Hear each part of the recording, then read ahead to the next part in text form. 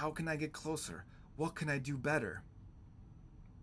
Let go of this Sunday school bullshit. There is no merit or demerit. There's not a checklist. The divine spirit is inside each and every single one of us. All 7 billion of us. It's already there. You cannot get closer to spirit. This is a huge misconception. On the spiritual path or journey, which is, again, a phrase that I'm not a fan of, because automatically we're telling ourselves that we have to go someplace, to walk someplace, to do tasks in order to be spiritual, in order to be self-realized. You are consciousness, and everything you experience and do and think occurs in consciousness. So you can't get closer to consciousness.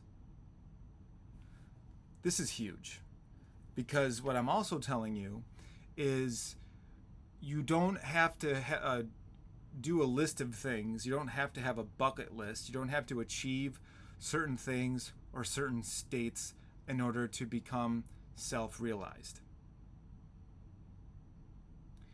Furthermore, if you feel like you've done bad things, like you've sinned and stuff like that, and you have these like marks on your belt that you think you're a bad person, this isn't the case. You are already part and parcel of God. You just have to realize it. And I know this is a very radical statement, and of course it's radical, because organized religions are going to tell you that, hey, yeah, you could join along, but you're going to have to do a lifetime of ritual and practices and donations in order for you to get close to God. You already are God. You can't get closer. So what do we actually have to do in order to experience this?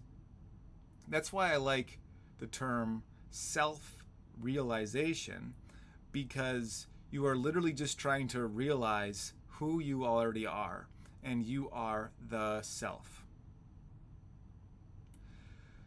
A metaphor I could use for the self would be like you are an ember that has shot out of you're a ember spark that is shot out of the great fire.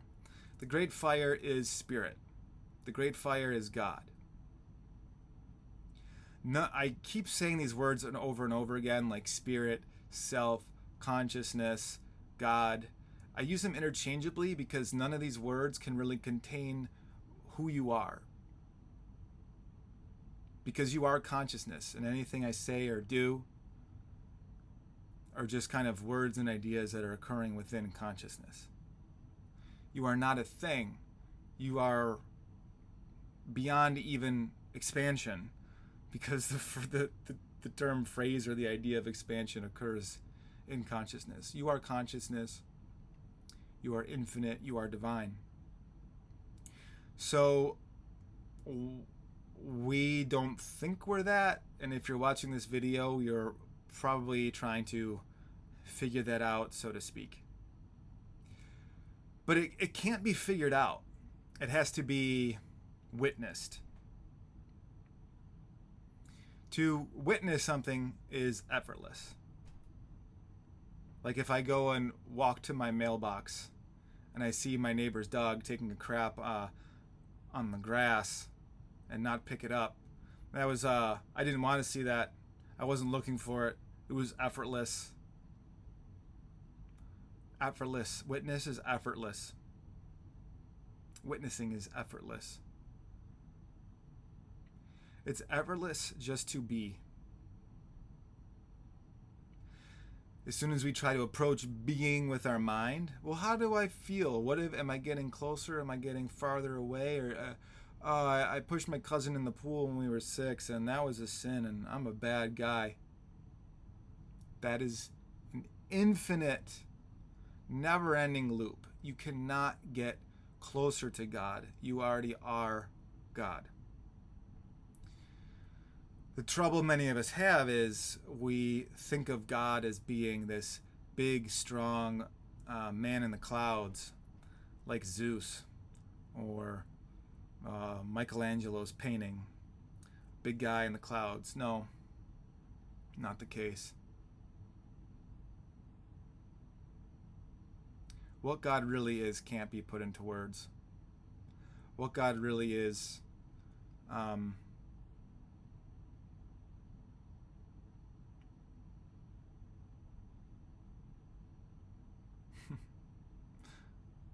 is not a jealous God.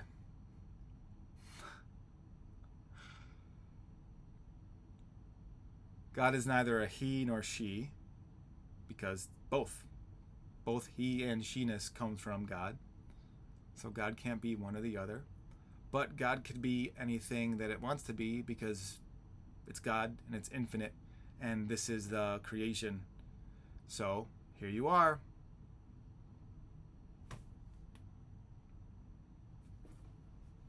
You wanted to be here for some reason.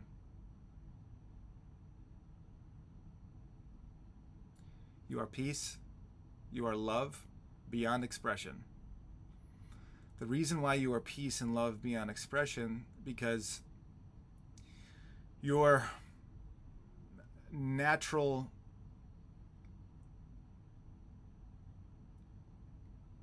an attribute of your self, your natural state is grace. And grace is a word that I didn't realize what it meant until I had my own personal awakening. Because, and I've probably mentioned grace before on this channel, grace is like this, grace are like the loving arms of God, so to speak, that hold everything up, that hold everything into place. And somehow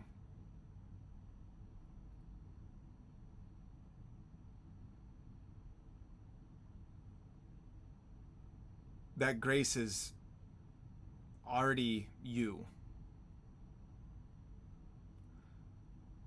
There is this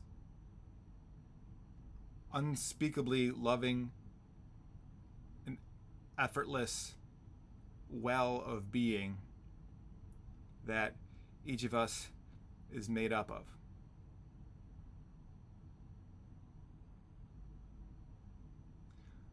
When I say a well, it's like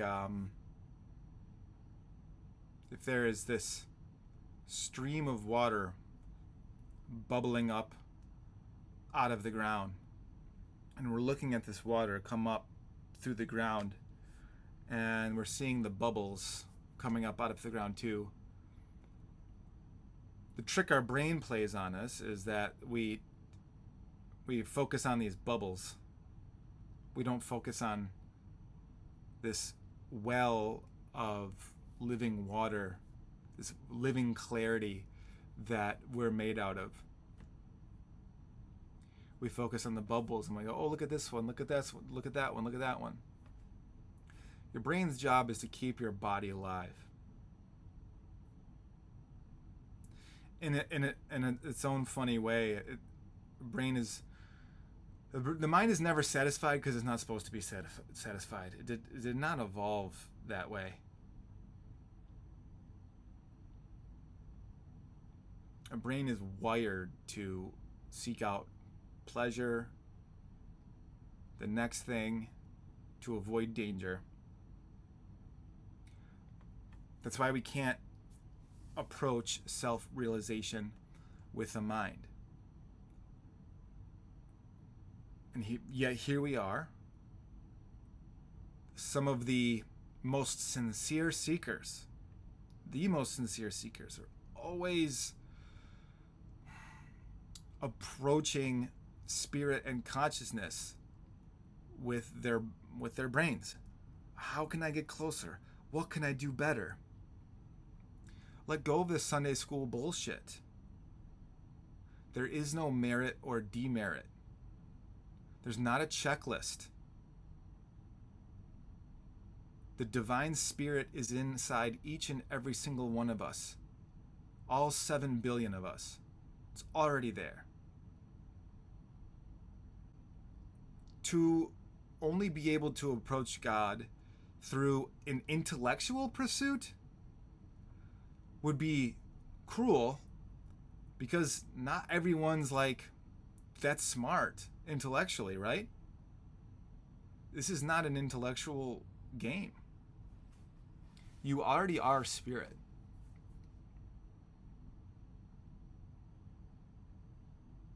If you want to reach the goal, you have to let go of the mind.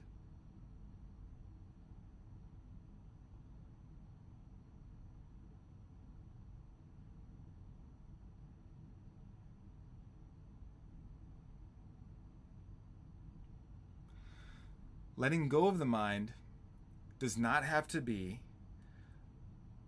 another quest, another thing to calculate and think about. You don't have to become a monk.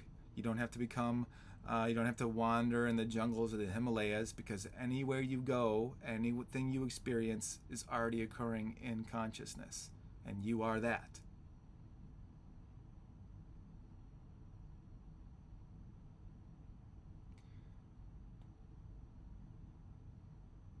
To realize God, all we have to do is let go. And it could just be one moment. God could be realized in a split second. Your true nature is already here, just waiting for a shift of attention.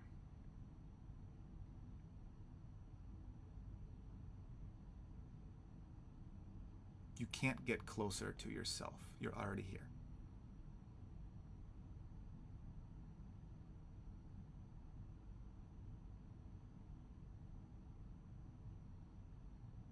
Where could you possibly go? What could you possibly find external from yourself that would get you closer to here, this moment, right now?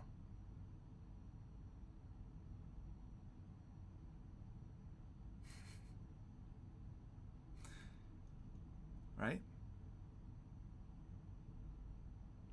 It's not about achieving a higher state, an excited state, a lower state. Anywhere you go, you return to consciousness, which is with you always, which is right here always.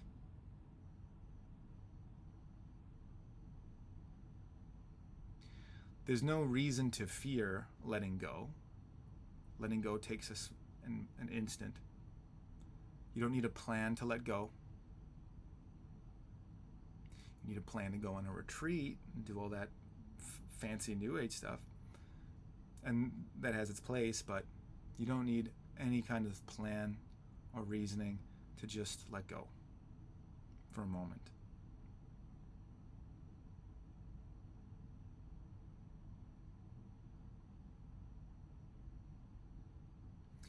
Your mind will be there, your body will be there. It will remind you of all the things you have to do. You could let your worries go for a moment. They'll be there to bother you again, I promise.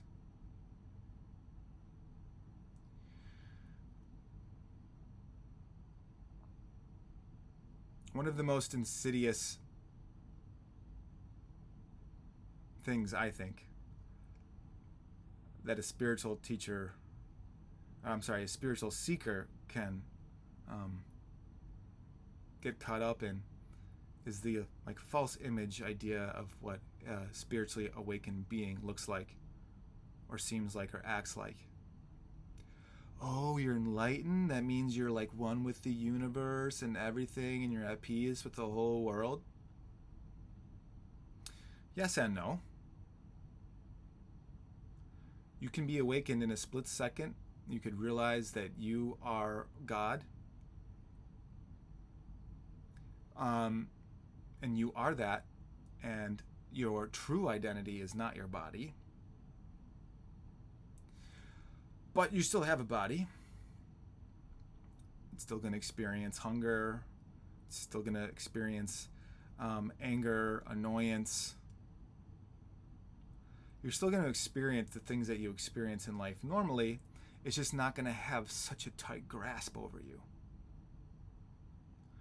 When you realize that you are consciousness, you are pure awareness,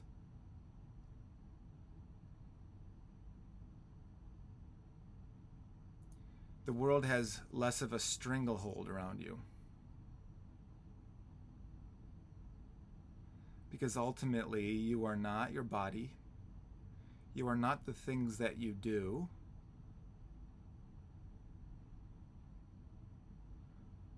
Those are all secondary things. You exist. You are here. You are consciousness.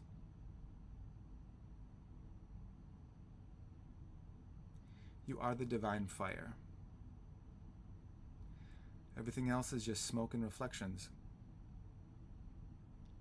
from your divine being.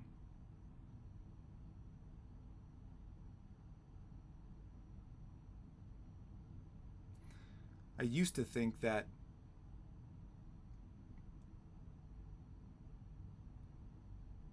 awakening would be dramatic. There's so many talented artists over the centuries who've painted pictures of Christ and Buddha and all the saints, like, oh, soaking in that divine light from the clouds. The divine light is here. You are the light. The light is brighter than 1,000 suns, as they say, not because it's dramatic, but because light is experienced by you. How grand and beautiful the sun is. Could the sun be there without anyone there to see it? You are consciousness. You are the graceful support for all experience. It begins and ends with your awareness. There's nowhere to go. There's nothing to grasp. It's just you. You are the truth.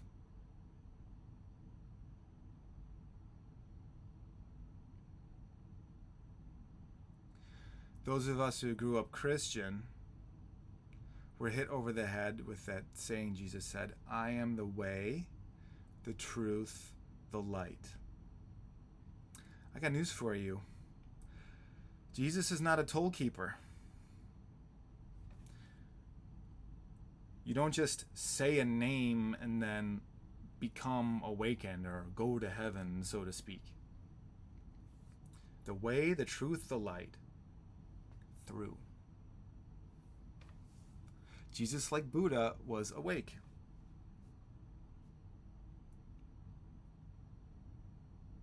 Not a toll collector.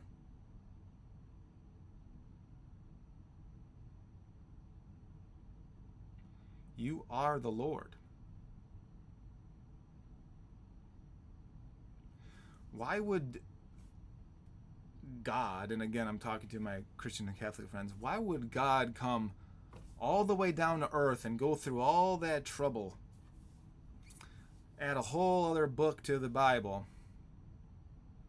just for him to go away and for us to pray to God like we did beforehand and look back in the clouds and say, oh, thank you, please give me the things that I want, please help me avoid the things I don't want?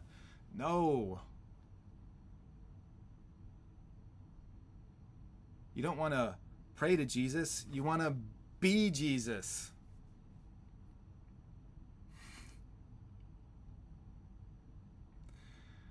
Love is the truth of who you are. There's nowhere to go. There's no merit or demerit. Just be still. Let go.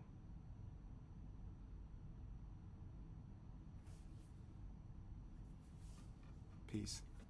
Thanks so much for watching. I hope you found this video helpful. If you'd like to go deeper, you can check out my free 3-video class called Unlock Peace, energy, and clarity. You can find the class at realpeacenow.net. That is realpeacenow.net, or you could just click the link in the description below. If you'd like some personal guidance, you can also book a private reading with me as a spiritual medium. Details for that are in the description too. Wishing you peace. And remember, love is the truth of who you are.